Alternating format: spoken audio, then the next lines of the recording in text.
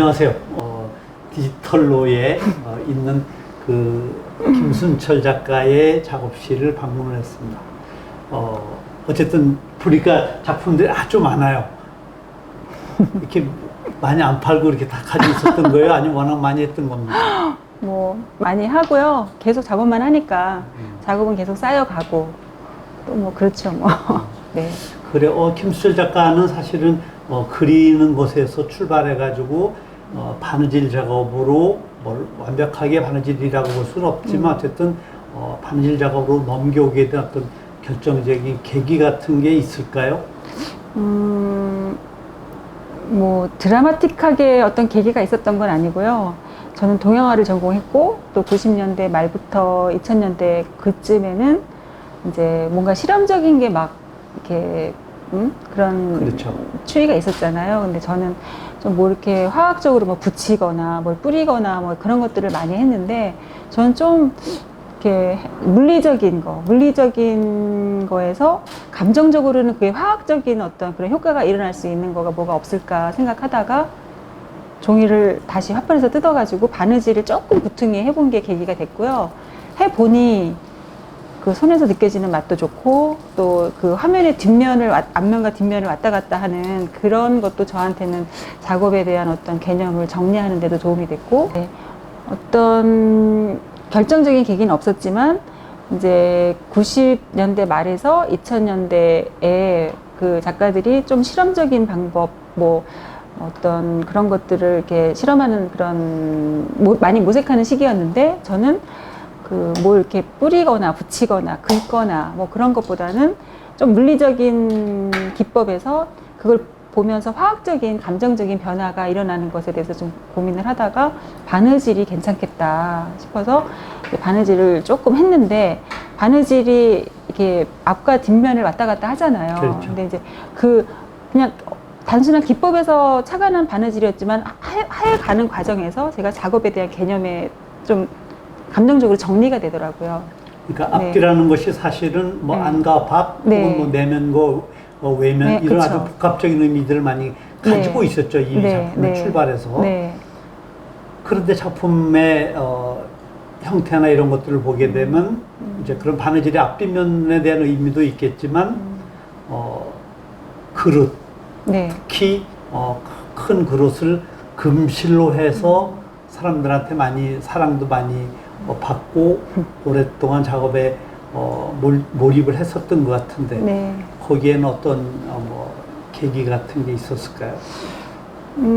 바느질 작업하면서 이제 제 스스로가 이제 그 과정에 시간이 많이 걸리니까 그 과정에서 좀 감정이 정리가 되고 뭐가 이렇게 복잡한 것들은 저도 모르게 그 과정에서 이렇게 비워지더라고요. 비워지고 머릿속이 맑아지고 좋은 생각을 하게 되는 이제 그거를 경험을 하면서 그런 것들이 가득 담길 수 있는 또는 가득 차면 복잡한 것들은 비워질 수 있는 어떤 그런 수용적인 기호가 없을까라고 생각을 하다가 그때 우연치 않게 2003년도에 킬른 아트컬럼을 나가게 됐어요. 근데 그때는 이제 나가는데 한국적인 거를 뭘 모티브를 잡아서 나갔으면 좋겠다 하다가 그때는 지금은 항아리 작가들이 많지만 그때는 항아리 작가가 없었어요. 강익식 선생님이 유일하게 하고 계셨는데 또 그렇게 제가 하는 항아리하고 좀 개념이 다르고 그렇죠. 저는 이제 실로 엮어가면서 그게 상징적 기호지만 그래서 했는데 반응이 생각보다 좋았고요. 그리고 지금 이렇게 돌이켜 보면 그때 바느질로 만들었던 그 항아리의 모습은 볼 수가 없죠. 너무 성글고 또 경험이 부족해서 지금에 비하면 뭐 그때는 뭐 걸음마 단계? 그래도 그 해석해 주시는 게 바느질로 항아리를 빚었다는 거에 대해서 시간과 또 감정의 어떤 그런 순화 이런 것들을 다 이렇게 해석을 해 주시니까 저도 뭐 계산적으로 그걸 한 건 아니지만 하면서 이렇게 작업에 대한 개념이 이렇게 정립이 되어가는 이제 그렇게 됐어요.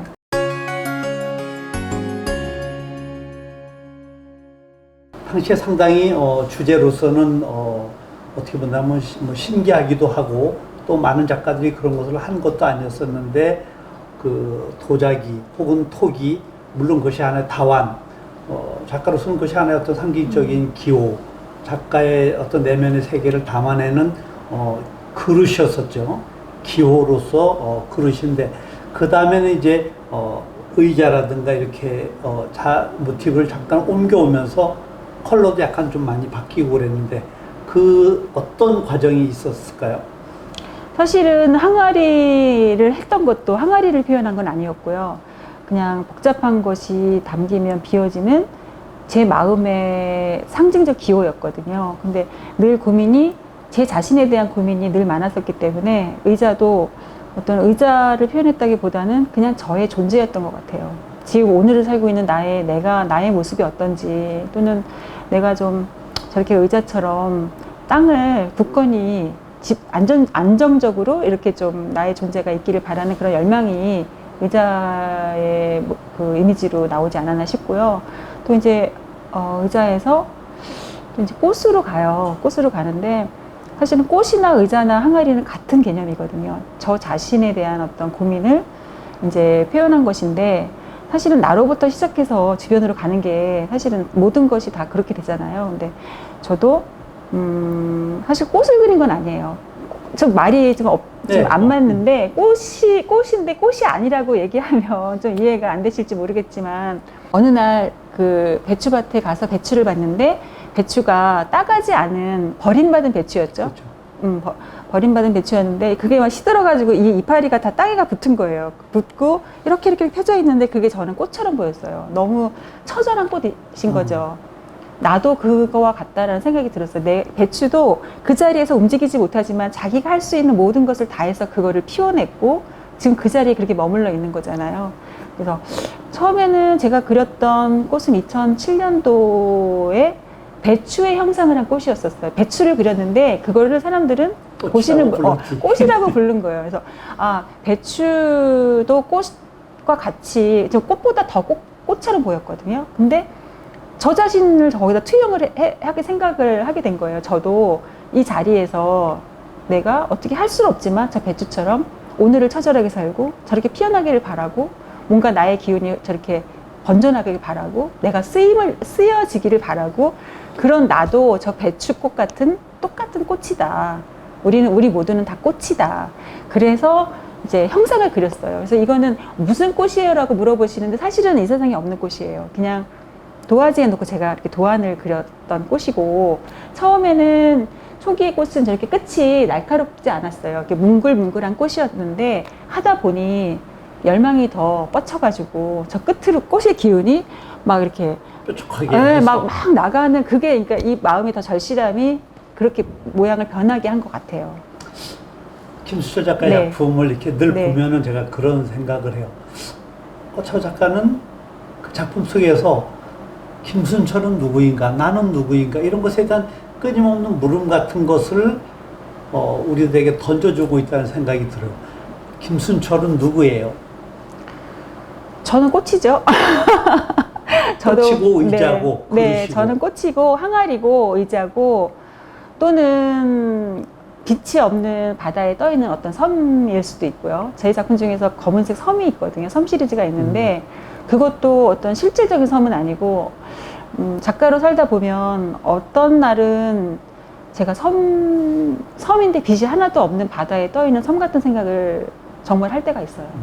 그래서 거국적으로 내가 무엇을 위해서 미술을 한다는 거라고 말씀을 드릴 건 하나도 없고요. 저는 정말 저 자신에 대한 고민이 너무 많고 그냥 그거를 그림으로 풀어내는 것 같아요. 그래서 제 작품의 제목이 About Wish라는 일련의 작품으로 다 이게 뭐 한 20년 가차이 그렇게 이제 이어지고 있는데, 그 About Wish의 Wish는 세상에 대한 어떤 그런 바람이 아니라 저 자신을 바라보고 저 자신을 비워내고 정련해가는 그런 저에 대한 바람으로 저는 이야기를 끌어가고 있거든요. 꽃도 그렇고. 근데 사실은 굉장히 소극적이고 내성적인 성격이에요. 그러다 보니 그 열망이 저렇게 막 기운을 뻗쳐내는 꽃으로밖에 표현이 될 수가 없고, 뭐 저렇게 그냥 의자 다리는 2개이지만 너무나도 굳건하게 안정적으로 서 있는 의자의 모습으로 표현이 될 수밖에 없고, 제가 하려고 했던 게 아니라 그날 그렇게 자연스럽게 그렇게 변해왔던 것 같고요. 그리고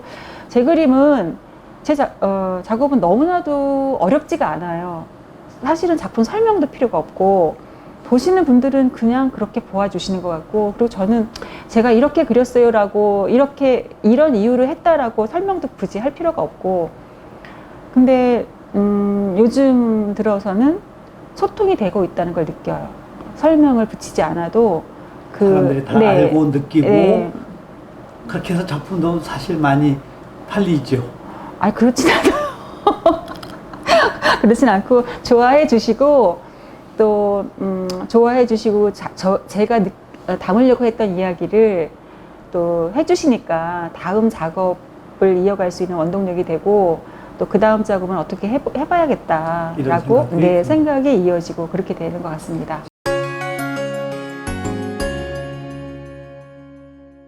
그리고 다른 작가보다도 아주 묵묵히 자기 작업에 대한 깊이와 철학과 이런 것을 끝까지 물고 늘어진 작가가 아닌가.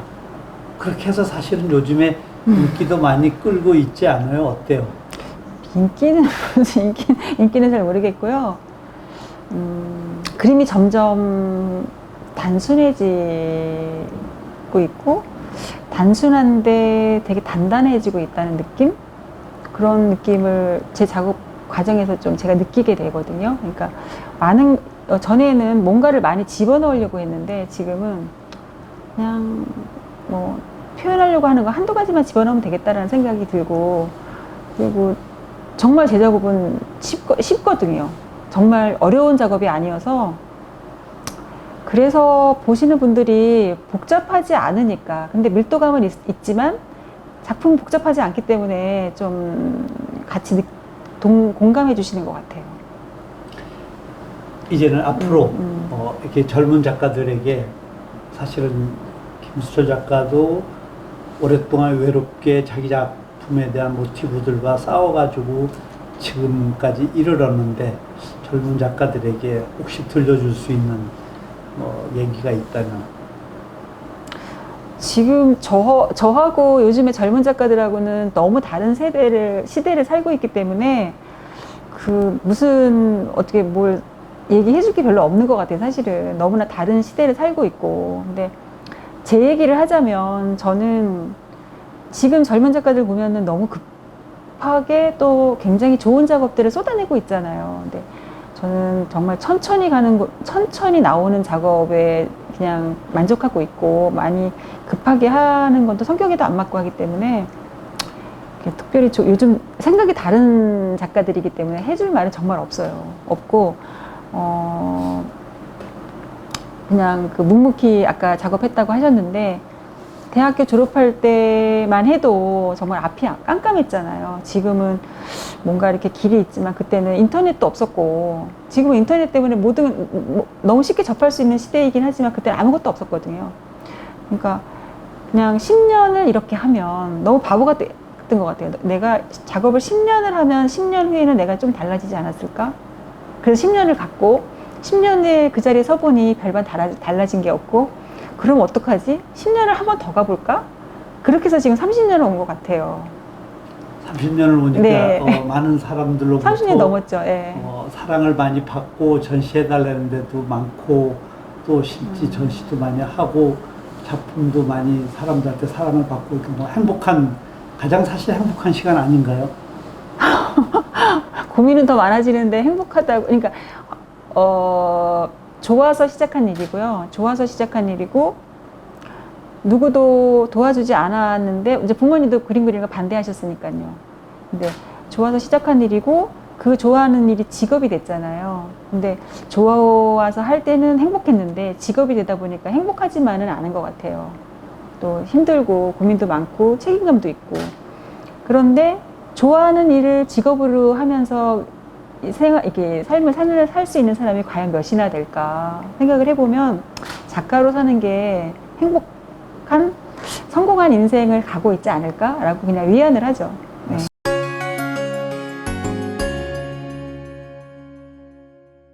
김수철 작가는 지금 많은 사람들로부터 사랑을 받고, 또 갤러리들로부터 러브콜도 받고, 컬렉터들도 사랑을 하는데, 김 작가님 그림을 보는 사람들이 내 그림에서 어떤 것을 느끼고 좋아해주고 공감했으면 좋겠는지.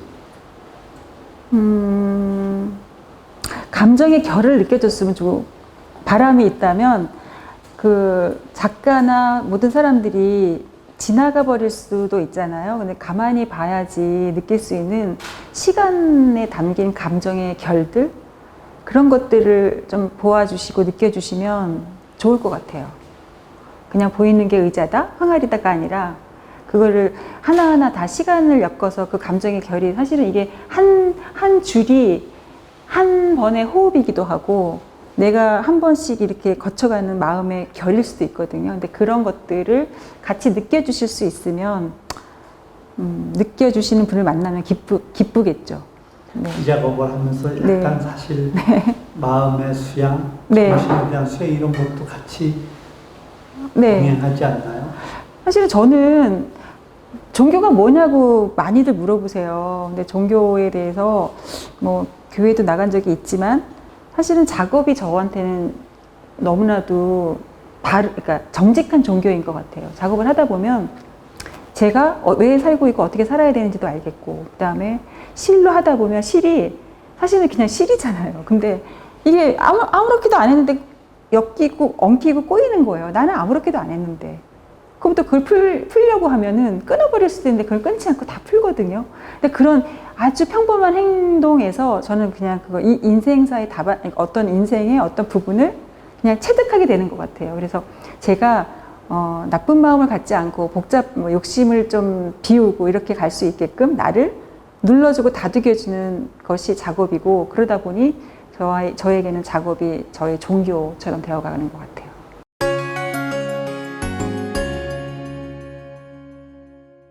김수저 작가는 거의 뭐 30년 동안 자기 작업에 딴 눈 안 피하고 정말 딴짓 안 하고 오로지 이 실로서 한지의 바느질의 앞뒷면을 가지고 작가를 성찰하듯이 해왔는데, 앞으로의 어떤 꿈 혹은 계획 혹은 희망 같은 것이 있다면 어떤 것이 있을까요?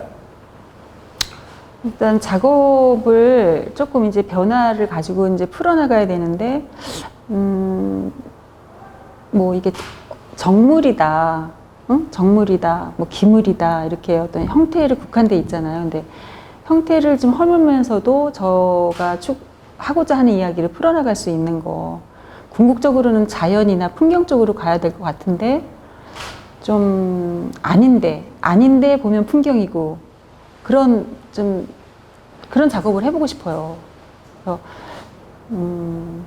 또 풀어내고 덜어내고 그런 작업을 해보고 싶고, 그리고 또 전시에 대한 욕심은 조금 더 그러니까 미술관 전시 좀 해보고 싶고, 네, 그래요. 지금 전시가 좀 많기는 한데 이제 전시도 좀 줄여가는 입장이고요. 그리고 또 전시 공간에 대한 욕심이 좀 있어서 좀 더 규모가 있고 좀 메리트가 욕심이죠. 있는 네, 그런 네, 미술관에서 네, 전시를 하고 네, 싶다는 얘기죠. 네. 작품도 이제 미술관에 걸렸을 때가 저가 더 좋을 것 같은 느낌이 들어요. 예. 우리 김순철 작가의 그런 희망과 계획이 네. 꿈이 잘 이루어지기를 바라겠습니다. 네, 감사합니다. 감사합니다. 네.